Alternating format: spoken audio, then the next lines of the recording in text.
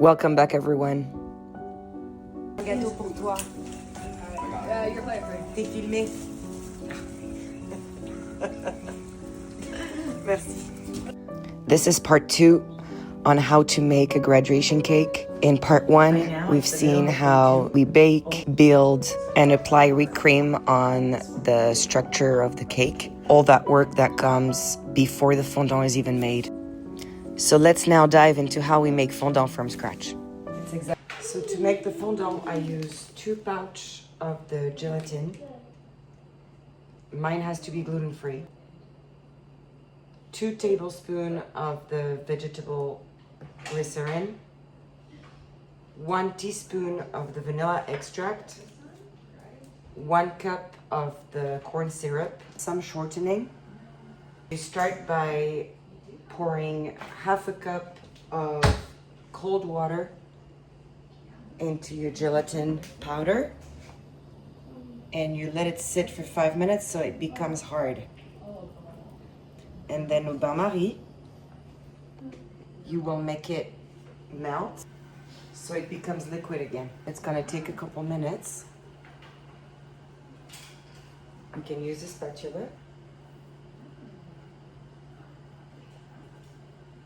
We'll first let the gelatin melt before adding any of those ingredients. Once the gelatin is liquid like this, we add a quarter cup of the shortening, better in mini pieces so it's gonna melt faster. Plus, if it touches the edges of the ball, it's gonna avoid anything to be too sticky. 1 cup of the corn syrup, 2 tablespoons of the vegetable glycerin, 'Once all these ingredients are melted together,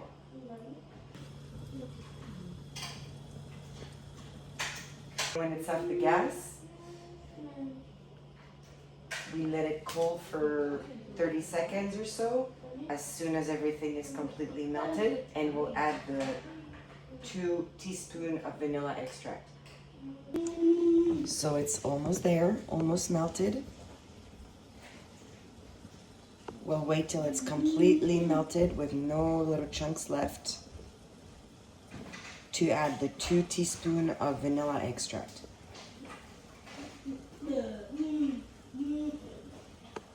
There we go, now it's ready. So we'll stop the gas, put it in.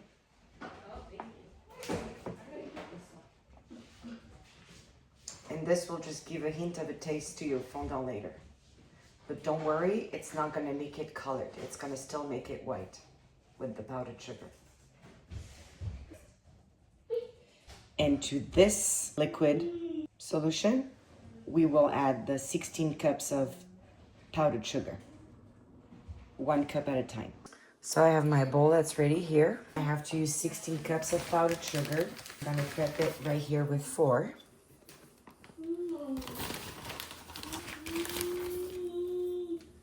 Cups. Make a little nest in the middle. And I'm gonna verse all the liquid inside.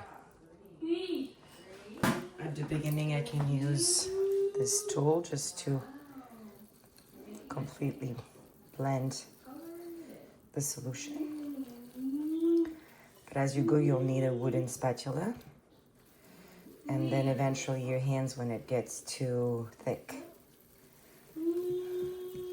So here it is with 4.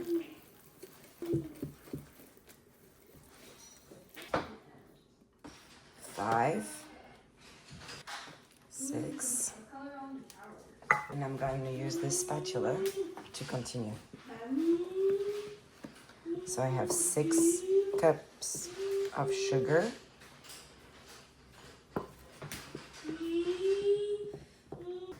Out of the 16 we want. Depending on the weather and if it's very humid or very dry, you may want to do 15 cups or 16.5, but you'll know when your fondant is ready because it's going to be way less sticky. Just you don't want it too dry. You want it really workable for your decorations. 7, 8. This is half of the sugar that we're using for today's cake. You'll blend these really well before adding the next cups.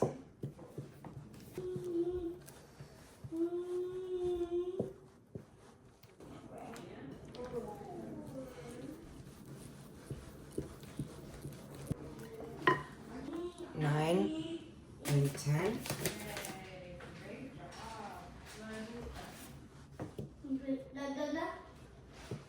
And eventually when it becomes too thick and it's really hard to stir it in the bowl, you'll have to transfer everything over to this mat.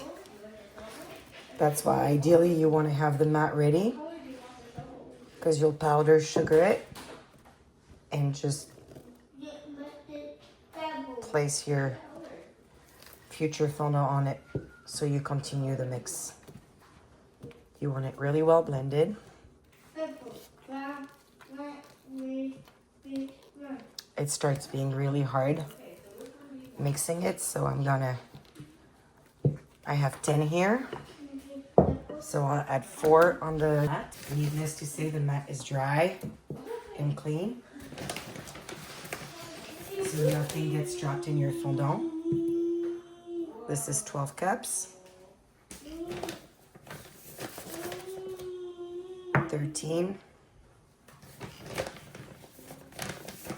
and 14. Because my hands are going to be dirty, I will prepare the 15 cup right here to the side. And I'm going to spread the sugar a little bit like this. I have sugar on my hands so it doesn't get too sticky to my hands.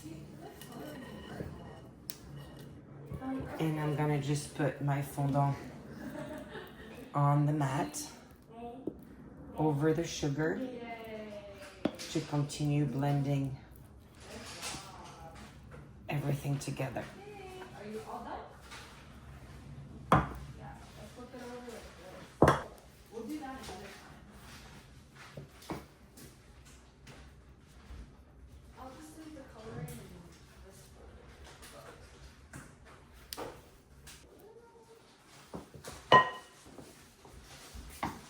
So now we'll just fold the sugar over the fondant and start mixing it all together. Have sugar on your hands or it's going to be really sticky.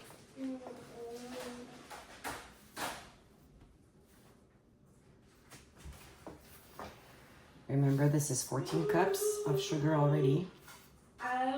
Until this is well blended, we will not add more, just in case today is more of a dry day, more of a humid day.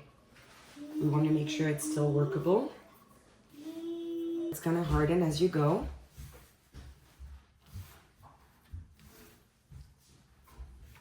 You'll see that it's really workable, but until it's not sticky on your hands, it's not ready.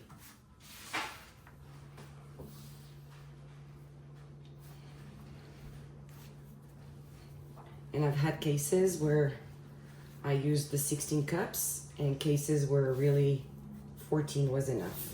So I try to never put too much at the same time, or you have to redo it all because it's way too dry. But in general, if it's just a little bit too hard, you just add some of the Crisco shortening. If it's just a little bit too soft, you can add more sugar. Right now it's not ready yet.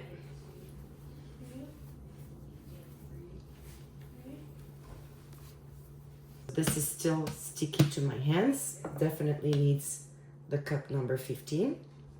I'll prepare the cup number 16 right now. But at this point, I still don't know if I'm going to use it or not.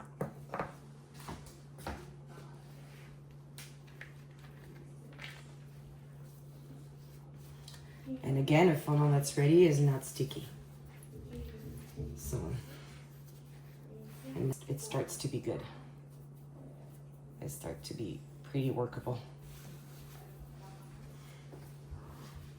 So 15 may be enough for today.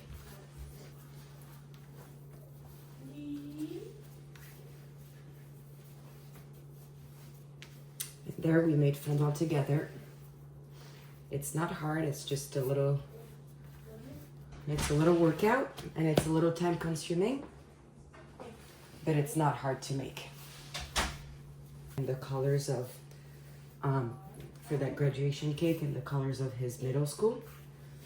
So when you color the fondant, you have to add powdered sugar again to color it. So you want to start from a base that's not too dry.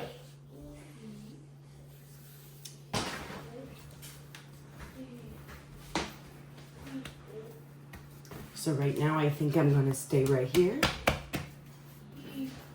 because the fondant is very workable. See?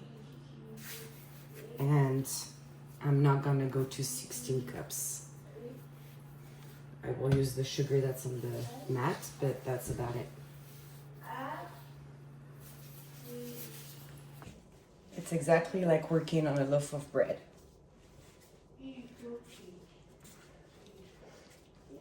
Right now is a very good consistency. So we're gonna stay there. I'm gonna wrap this in the cellophane and see if my cake is ready so I can do the white dress before I even dye the rest of the fondant in the colors of my cake. And when I dye the fondant in the colors of my cake, I think of how much I need per color. So I try to do the right proportions so I don't end up with plenty of leftover in a color and then I'm missing some in another. But right now, this fondant loaf is very workable and doesn't need more. So this is 15¼ cup. So this is the moment that I have designed the cake. I've thought of each color I need because you don't want to have to dye fondant later in the process. You want to do it now. And I know that his logo is blue, black, white, and yellow. So those will be the colors. I'll just add a hint of red to have another color for the books and for the little decorations on top.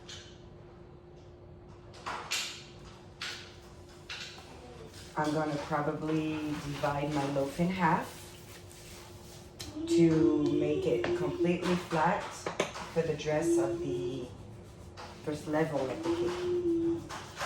I want my mat to be completely free of anything that would prevent it from ungluing from it, so I'm going to add some powdered sugar. See, so that's the reason I don't want to add too much powdered sugar originally when I make the loaf. Any part of the fondant I'm not using is going to go in the wrap again so it doesn't dry. So I'm going to take half of this loaf.